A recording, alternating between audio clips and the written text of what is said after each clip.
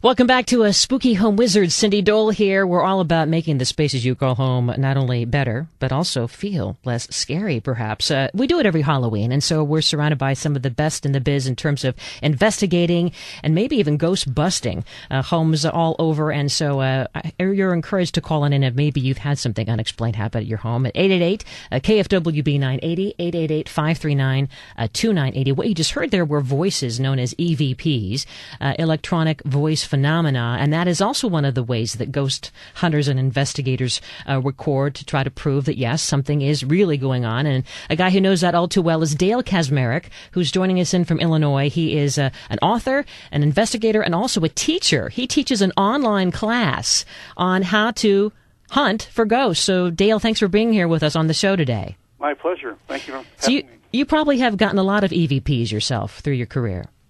Yeah, I believe one of the ways that ghosts really manifest more so than visual sight is by far by sound. I think when people are experiencing ghostly activity in their homes, that's what most people experience are some kind of sounds. And it can be anything from footsteps to rapping sounds, the sound of furniture being moved across the floor, or even disembodied voices in some cases. And one of the ways we try to gather evidence is through electronic voice phenomena, voice means, by using digital recorders, sometimes even picking up the voices on the audio track of videotapes. And we use some other high-tech equipment, such as Ovilus PXs, which have built-in databases of a vocabulary of words, which when we ask EVP questions during an EVP session, the spirits can actually manipulate those words from that particular device and draw those words out. And the idea is to have a two-way communication with the spirits rather than just simply an EVP session where you ask a question, you leave some space, and then get a response later that you, maybe a week or so down the line, you listen to. It's not really a two-way communication. Well, Dale, speaking of sounds, one of our listeners here, Alice, is calling in, and maybe you can help her. Alice, hey, thanks for calling in. Tell us what you've been hearing in your home lately. Yeah, so it's kind of crazy. When my children were growing up, they swore we had a ghost in our house, that they heard him walking up and down the hallway outside their bedrooms. And I always thought it was really just an overactive imagination, never believed in ghosts. And probably a week or so ago, I was home alone. I'm downstairs, and I heard someone walk across upstairs in the hallway. And I have a little dog, and we were sitting, I was reading. The dog jumps up, starts barking, went crazy, and went tearing up the stairs. Of course, I was scared to death, and there was nothing there. And I just thought, wow, that was crazy. And then my husband came home, and he had gone to bed, and he was upstairs, and he had fallen asleep, and all of a sudden he startled and woke up because he felt somebody sit down on the bed. And he thought, oh, the dog jumped on the bed. And he woke up, and there was nobody there, but he knew that someone had sat on the bed. So it's like, oh, my gosh, what's going on? And it really has kind of scared me. And then night before last, I was sitting reading in my bed. My bedroom door was open. It was just completely quiet in my house. And my dog all of a sudden was staring at my bedroom door, and her head started, like, cocking from one side to the other side. And it's like, oh, my gosh. And I heard this. I'm driving home, and I heard this conversation. I thought, I'm going to call. Well, good for you for being brave. Well, Dale, what would you say she should do at this point? What does it sound like? Well, again, there's several good points in her story. Number one, first of all, phantom footsteps are by far the most often experienced sound in homes. I agree. Animals often do react to this type of phenomena. Cats and dogs, they have their own sixth sense. They can often hear things beyond our human hearing. They can hear into the ultrasonic sound.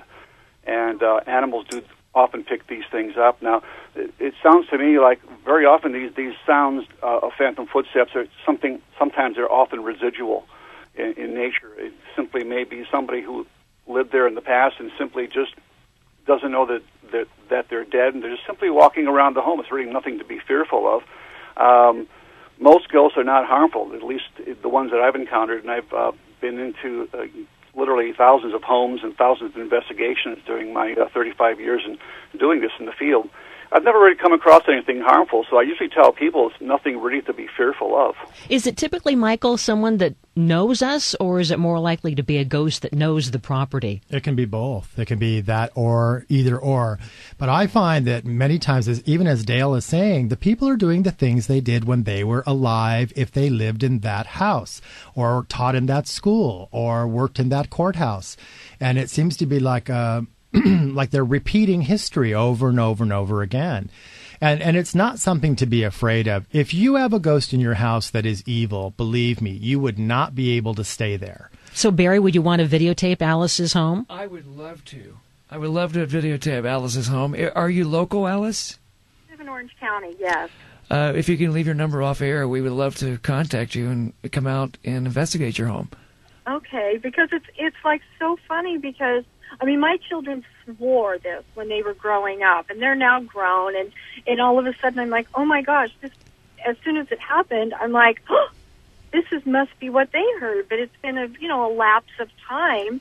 It's not like something that's constantly been going on in my house. Mm-hmm. So that's what was so creepy about it. Well, you've been very brave for calling, and stay on the line. We're going to put you on hold, and we'll get your information. And all these guys, Michael and Victoria and Barry, can call you after the show and give you some more guidance, because there's so many people who can help you, right? That's the thing. Absolutely. Is that it really is a profession where we can get some answers, you know? You don't have to be paralyzed by it. That's right. You know?